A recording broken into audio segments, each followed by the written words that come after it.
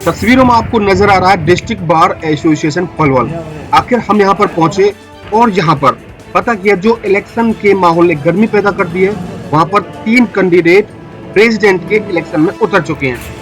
अजय राजकुमार तिवतिया उर्फ बंटी, अनिल बडाना और अजय यदुवंशी, तीनों के बीच में त्रिकोणीय मुकाबला होने वाला। आखिर किसके सर पर सजेगा जीत का ताज, ये तो वक्त ही बताएगा। इससे पहले हम आपकी मुलाकात कराते हैं पहले कैंडिडेट से। देश का दंगल न्यूज। यहाँ पर हर साल प्रेसिडेंट के चुनाव होते हैं, बार एसोसिएशन अध्यक्ष चुने जाते हैं। अब की बार मैदान में 3 कैंडिडेट हैं। पहले कैंडिडेट से हम आपको मिलवाते हैं राजकुमार तिवतिया से। राजकुमार जी, आपका बहुत बहुत धन्यवाद। नमस्कार जी, बहुत बहुत धन्यवाद आप लोगों का। तो आपने क्या सोचा अब की बार इलेक्शन लड़ने के मामले में? देखिए, साथी वकील साहब हैं, उन सब ने कहा, कुछ अपने भी मन में थी कि चलिए हमें भी सेवा का मौका मिले, तो इस बार हमने भी सोचा है। पिछले जो प्रेसिडेंट हैं, ऐसा कौन से काम थे जो अभी तक हुए नहीं है, जो आपकी नज़र में आप और अच्छी तरीके से और कर पाएंगे? देखिए, आपने देखा हो तो हमारे चैम्बर के दोनों तरफ ग्राउंड बना हुआ है। अपने प्रयास ये रहेंगे कि इसमें एक अच्छा सा साफ़ सुथरा पार्क डेवलप करें। गंदगी चारों ओर फैली हुई है, उसका समाधान करें। आने वाले जो लिटिगेंट्स हैं, जो लोग आते हैं वकीलों से राय शुमारी के लिए, उनको बैठने के लिए जगह, पीने के लिए पानी, बिजली, ये सब चीज़ मुहैया कराई जाए। वकील साथियों को कोई असुविधा ना हो, न्याय प्रणाली में कोई दुविधा अगर है जो प्रधान के माध्यम से दूर हो सकती है, उन सब को हम करने का प्रयास करेंगे। आपके प्रतिद्वंदी कौन कौन है आपके सामने अभी इलेक्शन में? देखिए जी, अभी ये थोड़ा सा जल्दबाजी का सवाल है, क्योंकि नॉमिनेशन 1-2 दिन में होंगे, तभी पता चल पाएगा एग्जैक्ट कौन कौन खड़े हैं। हाँ, हम हैं मैदान में, ये तय है। आपको लगता है कि आप जीत पाएंगे? आप जैसा कि मैं ये कहना चाहता हूँ, विधानसभा के चुनाव होते हैं, लोकसभा के चुनाव होते हैं, ग्राम पंचायत चुनाव होते हैं, लोग अनपढ़ भी होते हैं, पढ़े लिखे होते हैं, वो सब वोट देते हैं। आपके यहाँ पर सभी एजुकेटेड हैं, जितने भी वकील हैं। आपको वो इसमें क्या देखेंगे आप में कि आपको वोट देंगे वो? क्योंकि पढ़े लिखे होने के बावजूद आप में से क्या देख पाएंगे वो लोग, क्यों वोट दें वो आपको? देखिए, वकील साथी बड़े ही समझदार कौम है और वो अधिकतर डिसाइड भी कर चुके हैं कि अपना मत कहाँ देना है उन्हें। बिल्कुल। जो हमारे पास भविष्य के लिए रूपरेखा है, जो हमारी सोच है, वो हम उनके बीच में रख चुके, और कोई पूछ रहा है तो हम बता देते हैं हमारी ये सोच है, इसलिए हम मैदान में आए हैं। तो आम लोगों के लिए आप कहाँ तक करेंगे? क्योंकि देखिए, छोटी सी बात होती है, एक मूवी थी दामिनी, मैंने भी सुना दामिनी मूवी, आपने सभी लोगों ने देखी हो, जो मेरे दर्शक लोग हैं यहाँ पर देखेंगे। उसमें एक बात होती है वकीलों की, तारीख पे तारीख, तारीख पे तारीख। आखिर लोगों को न्याय क्यों नहीं मिल पाता? तारीखें क्यों लगती है? थोड़ा सा इसके बारे में आम लोग बताइए, क्योंकि वीडियो सभी लोगों के पास में जाने वाली है, सभी लोग इस चीज़ के उत्सुक हैं। ये तारीखें इतनी लंबी क्यों खींची चली जाती हैं? देखिए, हर चीज़ के जिम्मेदार सिर्फ वकील नहीं है, इसमें लोग भी कई बार अपनी तारीखों पर नहीं आते, अपनी गवाही नहीं देते, तो वकील की मजबूरी है फिर तारीख मांगना। वकील का कोई शौक नहीं है तारीख मांगना। नहीं, कोई भी केस होता है वो इतना लंबा, थोड़ा सा डिस्क्राइब करेंगे? थोड़ा सा आप बात को घुमाइए मत, थोड़ा सा बताइए कि लंबी तारीख क्यों चली जाती है? 3 पक्ष होते हैं जी न्याय प्रणाली में। एक हो गए जज साहब, एक वकील साहब, एक हो गए वो लोग जो को आम जनमानस। तो अगर तीनों अपनी अपनी जिम्मेदारी को प्रॉपर निभाएंगे तो थोड़ा जल्दी न्याय मिलने के आसार बनते हैं। कई बार वकीलों को तो रोज कोर्ट आना ही है, ये पक्ष तो ऐसा हो गया, ये तो अनिवार्य है, ये तो है ही है।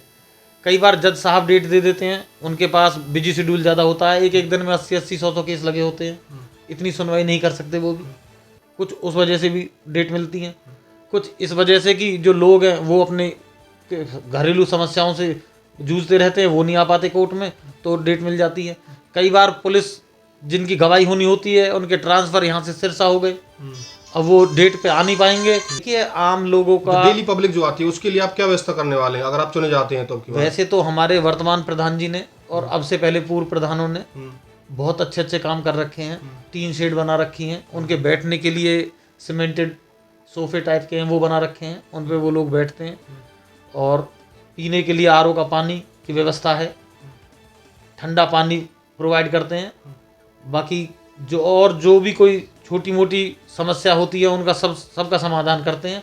और भविष्य में अपनी ओर से और प्रयास करेंगे। मैंने आपको शुरू में ही बताया था, हम एक पार्क और बनाने की सोच रहे हैं। अगर सर्दियों का मौसम है, जैसे भी है, कोई लोग धूप में बैठना चाहें, उनके लिए बैठने बैठाने की अच्छी व्यवस्था। लाइब्रेरी कैसी व्यवस्था? वकील साहबों के लिए अपने अपनी किताब हालांकि चैम्बरों में होती हैं, बाकी फिर भी लाइब्रेरी की अलग क्या व्यवस्था हम लोगों के लिए? वकीलों के लिए ही होती है लाइब्रेरी। और वकीलों के लिए लाइब्रेरी है। वैसे तो लाइब्रेरी हमारे पास है और लगभग अपडेट है, फिर भी अगर उसमें कहीं कुछ कमी है तो हमारी सबसे पहली जो सोच है वही लाइब्रेरी को लेके ही है, उसको पूरी तरह अपडेट करेंगे। जो किताबें ज़रूरी है वो सब मिलेंगी और ऑनलाइन कनेक्टिविटी करेंगे ताकि वकील साथियों को कोई दिक्कत ना आए। देखो नए लोग आते हैं आपके चैम्बर में, नए लोग वकील अब आते हैं, उसकी कितनी मदद करते हैं आप लोग? हम तो एक मध्यम एज के वकील हैं, हमसे बड़े भी हैं और अब नए साथी बहुत आ रहे हैं, हर वर्ष लगभग 150 से 200 आते हैं। उनकी कितनी मदद करते हैं आप? जो साथी हमसे कुछ पूछता है दिल खोल के स्वागत है, छोटा भाई समझ के, अपनी छोटी बहन समझ के अपनी ओर से हम पूरी मदद करते हैं और उनको मजबूती से ये कहते हैं आप यहाँ टिको, अच्छा काम है और कुछ दिन आप रुकोगे तो आपका दिल भी लगेगा और आपका काम भी चलेगा। अब वकीलों के बीच में अंतिम क्वेश्चन होगा मेरा, अभी इलेक्शन है, अभी इलेक्शन होगा, उसके बाद में आपसे मुलाकात कराएंगे वकीलों की सभी की। तो अंत में क्वेश्चन, आप जब वकीलों के पास में वोट मांग जाते हैं तो क्या कहते हैं कि आप मुझे क्यों चुने, मुझ में ऐसा क्या आपको जो मुझे चुने? देखिए वकील साथियों को अच्छी तरह पता है कि उन्हें किन किन समस्याओं से जूझना पड़ रहा है और उनको ये भी पता है कि हमारी क्षमता कितनी है। कोशिश ये रहेगी कि जो आज की डेट में समस्याएं बची रह गई हैं उन सब का समाधान निश्चित तौर पे हम कर देंगे। इलेक्शन कितनी तारीख को है? 16 दिसंबर का है जी। तो जब जीत हार होती है तो कैसा लगता है? जीतने के बाद कैसा महसूस होता है? हारने के बाद कैसे प्रतिक्रिया होती है आप लोगों की? देखिए ये कोई जुआ नहीं है, हार जीत तो एक छोटा सा विषय है। जिसको जीत मिलती है निश्चित तौर पर उसे खुशी होती है, बाकी जिसे हार मिली उसे भविष्य के लिए और अपनी कमियों में सुधार करना है।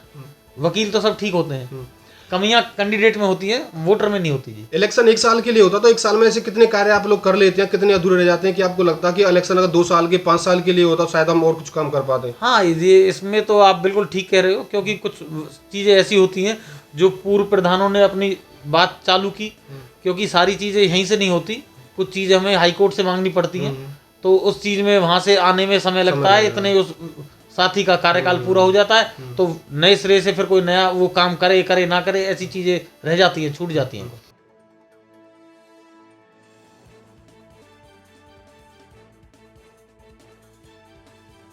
वर्तमान में पलवल बार एसोसिएशन के अध्यक्ष हैं कि अब की बार उन्होंने इलेक्शन लड़ने का क्यों नहीं सोचा?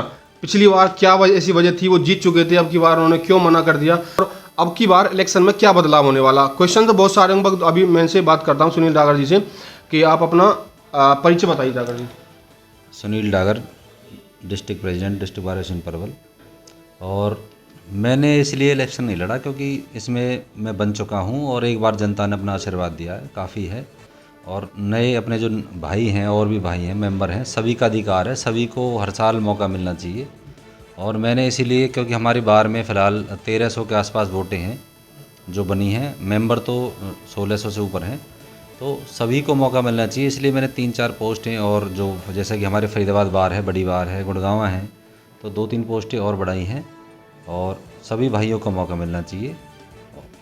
अब की बार इलेक्शन जो होता है, बार एसोसिएशन का पर्चियाँ डलती हैं, वो जैसे कि पंच पद के इलेक्शन होते हैं, अब की बार क्या कुछ बदलाव करने वाले हैं आप? जिला बार पलवल में पहली बार हमने ईवीएम से परमिशन ली है, इलेक्शन कमीशन से, डीसी साहब के पास लेटर आ गया, हमारे पास भी। इस बार जो इलेक्शन होगा वो ईवीएम मशीन से होगा, पहली बार होगा। और इसमें ये फ़ायदा है कि जो हमारे जो मतदाता हैं, वकील साथी हैं, उनकी भी टेंशन कम है और जो कैंडिडेट हैं उनकी भी टेंशन कम है। अभी आपको लगता है कितने काम आपके कार्यकाल पूरा होने वाला है, दोबारा इलेक्शन हो रहा है, कुछ काम जो आपने किए नहीं हो या होने वाले हो, या आपने अब कम अधूरे, कौन कौन से काम आपको अधूरे लगे इस कार्यकाल के दौरान?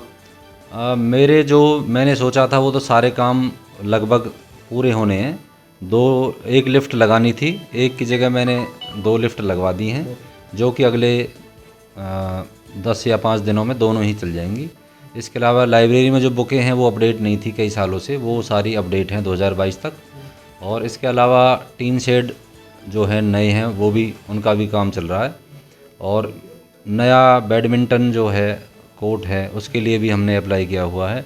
और एक पीछे वॉलीबॉल ग्राउंड है और एक क्रिकेट का नेट है बच्चों की प्रैक्टिस के लिए, वो भी बनाया है।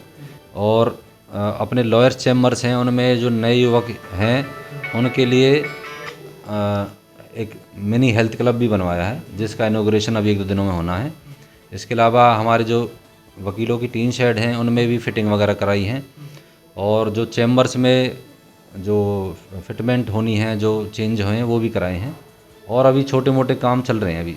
तो नए वकील आते हैं उनके लिए कितने दिन में व्यवस्था हो जाती है, चेंबर के लिए या फिर बैठने के लिए सीटों कितने दिन में व्यवस्था हो जाती है? देखिए अभी तो जो हमारे यहाँ लगभग 400 वकीलों के पास चैम्बर है, उस हिसाब से तो अभी 1200 से 1300 वकील रहते हैं, लेकिन हाई कोर्ट द्वारा हमारे जो चैम्बर के साथ में लगती हुई ज़मीन है वो ऑलरेडी अलॉट हो रखी है, तो उसकी प्रक्रिया आगे शुरू होगी जब फार्म आ जाएंगे। अभी फार्म आया नहीं है हमारे पास। अभी 16 तारीख को नया प्रेसिडेंट चुना जाएगा, आपको लगता है कौन रेस में सबसे लंबी रेस दौड़ पाएंगे?